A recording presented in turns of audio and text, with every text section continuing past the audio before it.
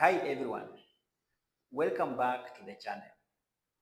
Today we are diving into a fundamental concept in accounting known as the going concern principle. This principle plays a crucial role in how businesses prepare their financial statements and at the same time assess their future operations. So if you own a business, this is a concept you definitely need to understand. I'll break it down into simple and practical way. So, whether you are a student, a business person, or you are just curious about the going concern principle, what you need to understand is that under this principle, the financial statements are prepared assuming that the organization will continue to operate its business for the foreseeable future. And every decision in a company is taken with the objective of operating the business rather than liquidating it. So the key assumption here, the key objective here is to have the business to run into the future. There is no intention whatsoever to operate the business only for 2 years and stop it, or operate only for 5 years and stop it. The intention here is to have the business run into the future, into an accountable years of operations. And the going concern is also fundamental because without this assumption, it is impossible to record items such as the accrued expenses, the prepayments, depreciation of non-current assets, and many other items. Here, for instance, the accrued expenses. These are expenses that have been incurred by the business but have not yet been paid for or recorded through a formal invoice by the end of the accounting period. And therefore, these are expenses that they will be paid into the future or after a certain period of time. And therefore, if at all the company was operating under, if it was not operating under going concern principle, then it will be very difficult to account for such expenses. The prepayments, these are advance payment by the company, maybe to its suppliers or its service providers. And therefore, if someone had an intention of operating a company or a business for a short time, then it's not possible to commit such payments for their services to be offered into the future because that will be a loss for the business. And then another thing is the depreciation of non-current assets. If at all really the intention was just to operate for a short period of time, because depreciation usually is accounted for after 1 year. That's the probable period for us accounting for depreciation. And therefore, if you are to operate only for 2 months, then there will be no at all any intention to account for depreciation of current assets. And therefore, this principle is very important for any person who is running a business. In that regard, there are some key points you need to note. And one of them is the assumption of continuity.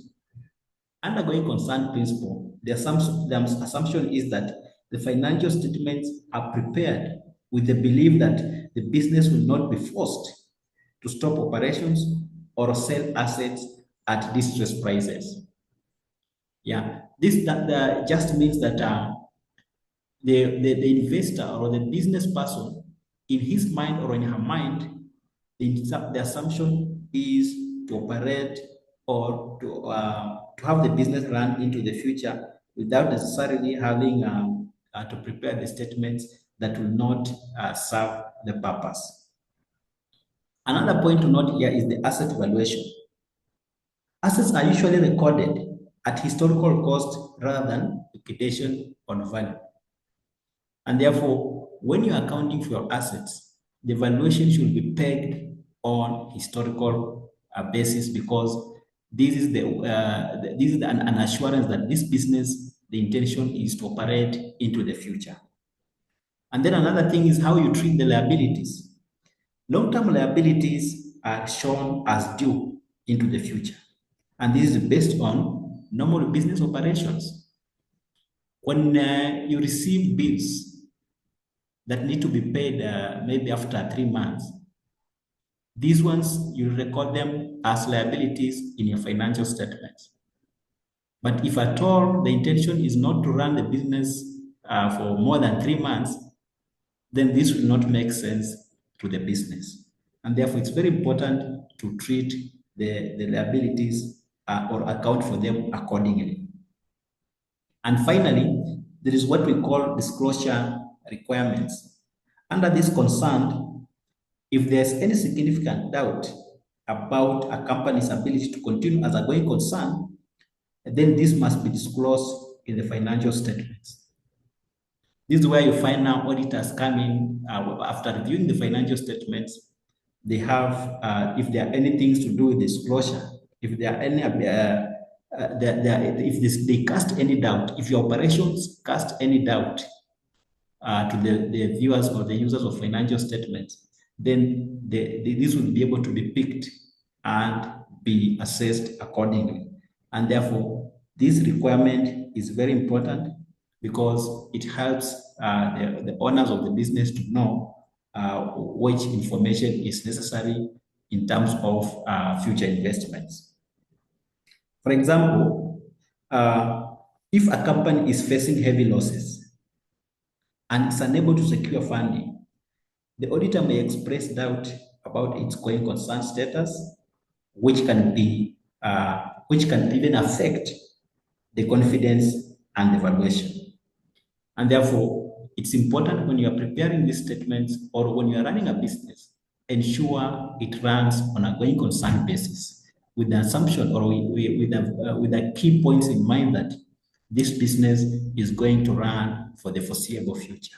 And therefore, these are very important things to consider when you are running any form of business, or if you are a student, these things are very important to know so that when you start now running your own business or when you start maybe practicing financial accounting, these are some of the key issues you'll be looking at when you are accounting your records or when you are keeping the records and the financial statements.